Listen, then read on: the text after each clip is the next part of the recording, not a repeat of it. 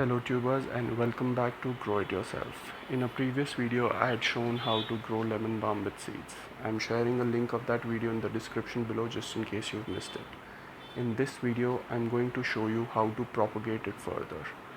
To start off, you have to identify whether your lemon balm needs to be transplanted. In this case, my lemon balm needs to be transplanted because it is growing in a bunch in a corner of the pot, so I need to spread it out so that it can spread out itself as it grows. So remove all the plants from the soil. I recommend that because, as you can see, even a very small lemon balm plant has an extensive root system, and this is primarily why it took 2 to 3 months to grow in the first place. And then we just repot it at a distance. You can see I've repotted the entire cluster of lemon balm at a distance from each other. Now after 1 month from transplant and about 3 to 4 months since the lemon balm had sprouted, it is ready for its first trim.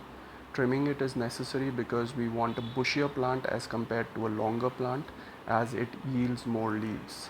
So the correct way to trim it would be at the rim. If you look closely, you can see rim like structures on the plant where new leaves are coming out from.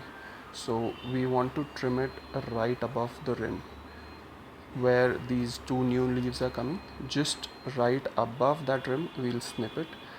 This is how the plant gets a message that it's not supposed to grow longer, it's supposed to spread out.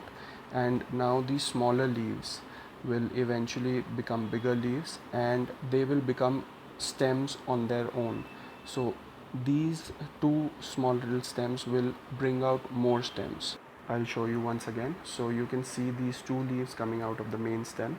So we'll snip it right above those two leaves so that it stops growing taller and it can grow bushier. Now it has been approximately 15 to 20 days after the first trim, and you can see that the plant is much more bushier. It has a thicker foliage, it is more dense, and that's exactly what we wanted. Now if we look closely at where we had trimmed it, just above the rim, there were two leaves coming out of there initially. Now there are approximately 3 to 4 leaves coming out on each side. So previously where we had 2 leaves, we now have 6 to 8 leaves. So that's a significant jump in the number of leaves. Here also you can see that where we had trimmed it, there were initially 2 leaves on either side.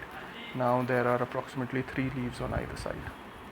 This way the plant gives out more leaves, and that's exactly what we want from a lemon balm, because leaves are what we use in a lemon balm.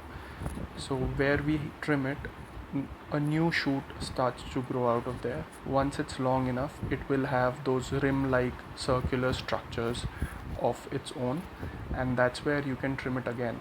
So one branch you trim it, it'll give you three branches you trim them, they'll further grow into, if not 9, then at least 6 new branches, and that's how you make your lemon balm bushy. Another important aspect to propagate your lemon balm is to ensure that your soil is well drained and it does not retain water, because lemon balm does not like it. So a soil which has 1/3 garden soil, 1/3 compost, and 1/3 river sand is a good composition for lemon balm. Another important aspect of growing lemon balm is to make sure that you plant them in pots and not in the open ground, because lemon balm roots can be really invasive and they can just keep digging below the surface and spread out the plant to new places where you won't even imagine, or you would not want them to be there. So in order to keep lemon balm in check, always plant them in pots. Lastly, and probably the most important aspect to grow your lemon balm plant is the amount of sunlight it gets. Lemon balm is a perennial plant, however, it likes a warm to hot climate to propagate further.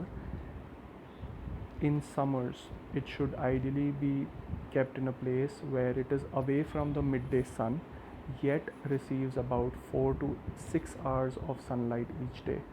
Too much sunlight, the leaves will start to turn black or brown and they will eventually die away. And even if they don't die away, they'll be very light yellow in color, and they will not be as healthy or as aromatic. If kept in a place where they receive too little sunlight, then the plant will struggle to grow. So an ideal condition would be where it receives about 4 to 6 hours of sunlight each day during summers, and probably 6 to 8 hours of sunlight during winters to be healthy. Alright guys, so that wraps up my video on how to propagate your lemon balm. I really hope that you enjoyed this video and it was useful for you. Please give this video a thumbs up and subscribe to my channel. If you have any comments or questions, please feel free to post them in the comments below. I will soon be making a video on how to preserve your lemon balm after you've harvested it. So please stay tuned for regular updates and subscribe to my channel for instant notifications. Thank you.